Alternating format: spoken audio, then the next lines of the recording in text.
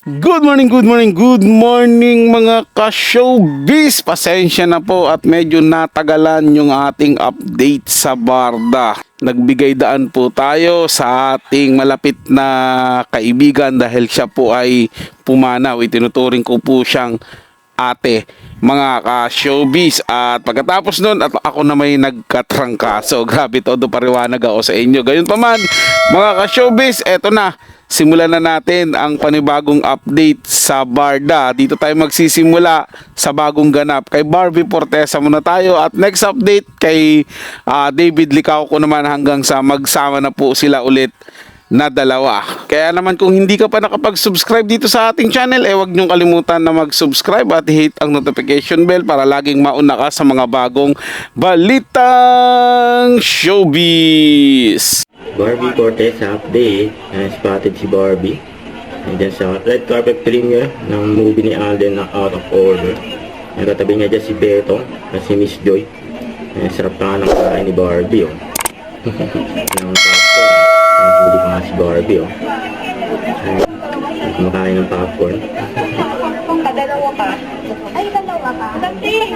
Ang lakas kumain ni Barbie ng popcorn. Eh. Sabi ko sila. Good friend. Napakahusay.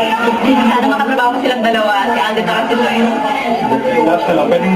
Guys, please do watch out for Order. October 2 na po yan. Only on it. Yan, October 2. Spotted pa nga si Barbie. I-edit niya si Alden.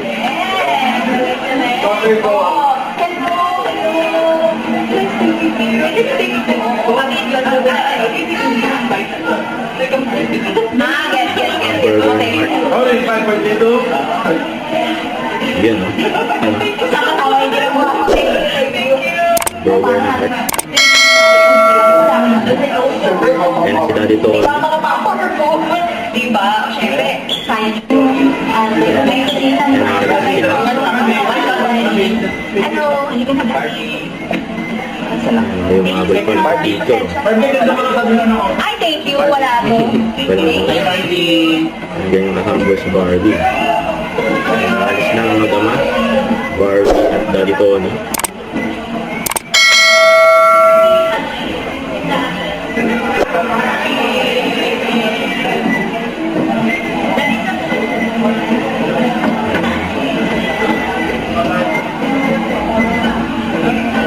Bait si Barbie.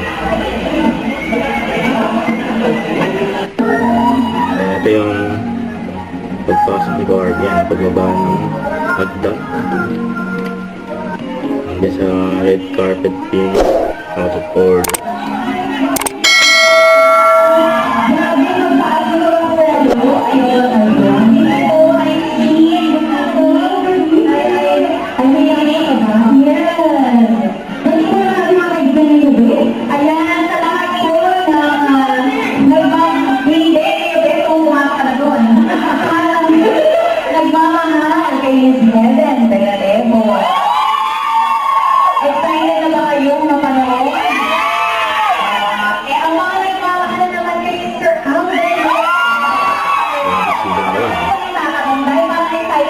Lahat mapanood. Parehas tayo ay cannot wait to finally watch it. Napanood ko yung trailer.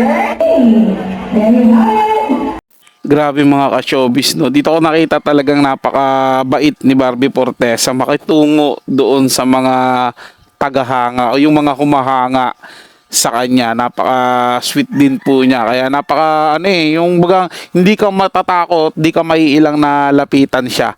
Dahil panigurado hindi ka po bibiguin ni Barbie Fortesa. Taliwas po yan doon sa mga naninira sa kanya na masama daw ugali, isnabera, 'di ba, masungit. Pero ayan mga ka-showbiz, nakita niyo naman kung gaano siya sa mga tagahangal lumalapit sa kanya, nagpapa-picture, 'di ba? Napaka madaling i-approach po si Barbie Fortesa. Kaya sobrang bilib ako dito sa tao na to. Syempre, bilib din ako kay David Licauco.